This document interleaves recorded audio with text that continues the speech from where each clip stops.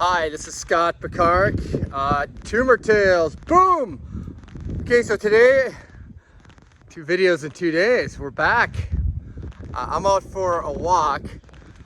The running isn't working so well for me today. I have been doing more strength training, and it's making running a bit of a chore. I need to get back on the proverbial horse there. Anyway, today the video is going to be specifically focused on Fenbendazole, made famous or infamous, depending on what perspective you're taking, by a gentleman named Joe Tippins. Joe Tippins has a blog, My Cancer Story Rocks. I think it's .rocks. Google Joe Tippins, My Cancer Story Rocks, and you will find his blog. And Joe's story, and I'm gonna really summarize, paraphrase, minimize my retelling of it, but basically he's a guy who was given 6 months to live. He had cancer, had metastasized throughout his entire body. He had a friend who was a vet who heard about this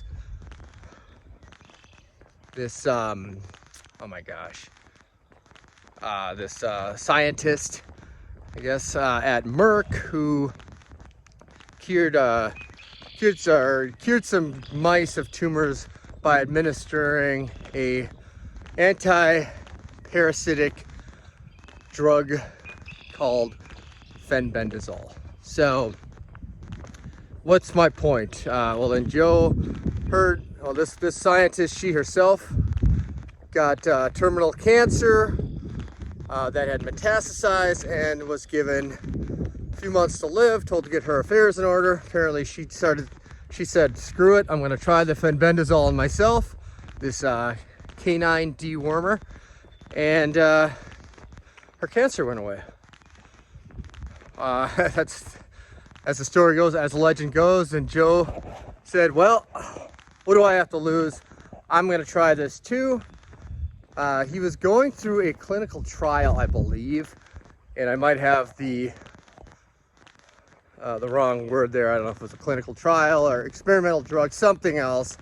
And he started taking Fenbendazole with it, and his cancer went away. And he's been cancer-free for quite some time now, 4 or 5 years. So Joe's story, he tells it much more accurately and eloquently on his blog. He's been interviewed by folks.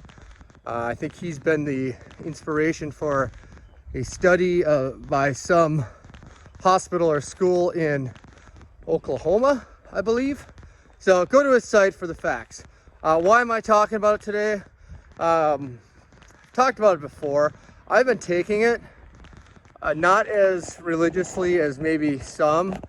Like, I don't take it 7 days a week. I think Joe's protocol originally called for 3 or 4 days a week. He might have upped that to 7. He took the 1 gram packet of Panacur C. There's also a brand called Safeguard. Both are manufactured by Merck, just branded differently. I don't know why they are branded differently. I'm sure someone knows and can put in the comments. I get a lot of questions about Fenbendazole. Is it working? How does it feel?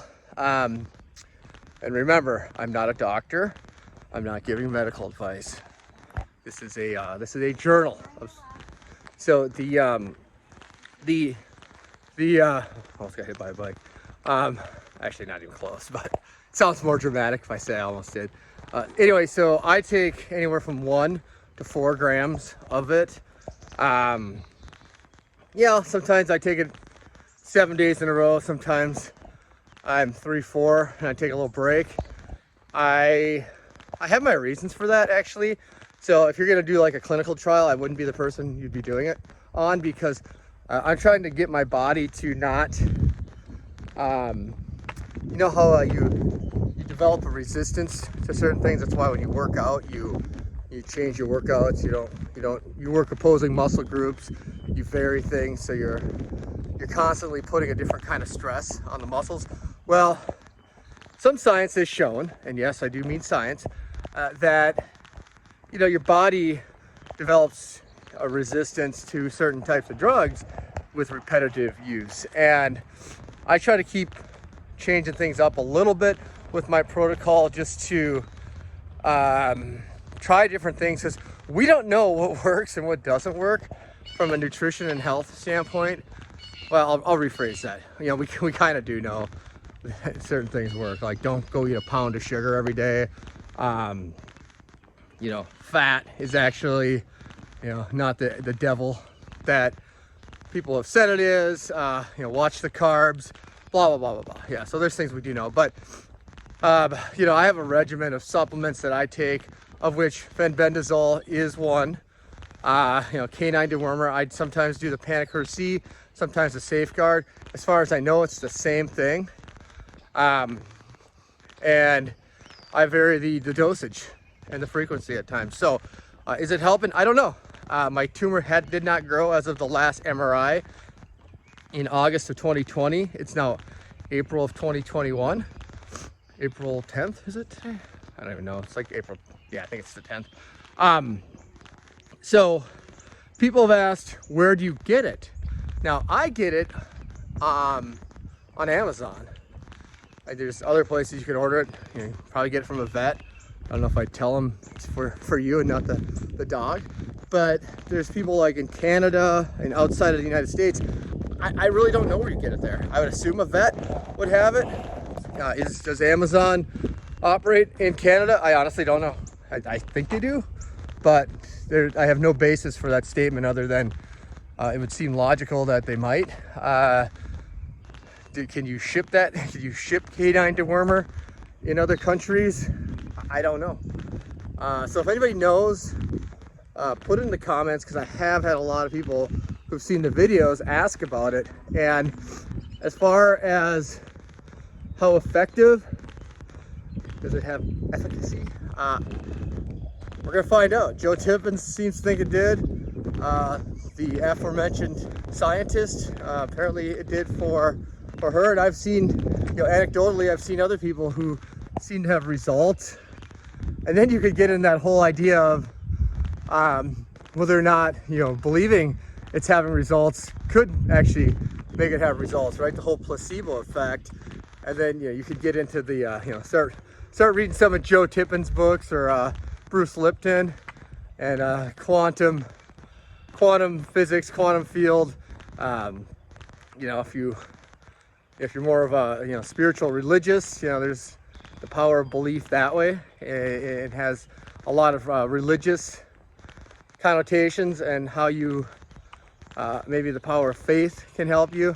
Yeah, there's a lot we don't fully understand here. So anyway, as far as I go, sorry, make sure there's no bike. I feel awesome.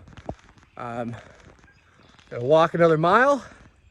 Gonna meet my wife for coffee and maybe some bacon, some kind of breakfast treat, and yeah, go about the day. So anyway, hope everyone's doing awesome. Hope you're feeling great. If not, get outside, get some fresh air, turn off the TV. Don't let them scare you to death. I literally think they are scaring people and stressing them to death right now with all this fear porn that you see on the television and internet. Just get outside and do something, get moving, and be back soon. Boom! I'm out here.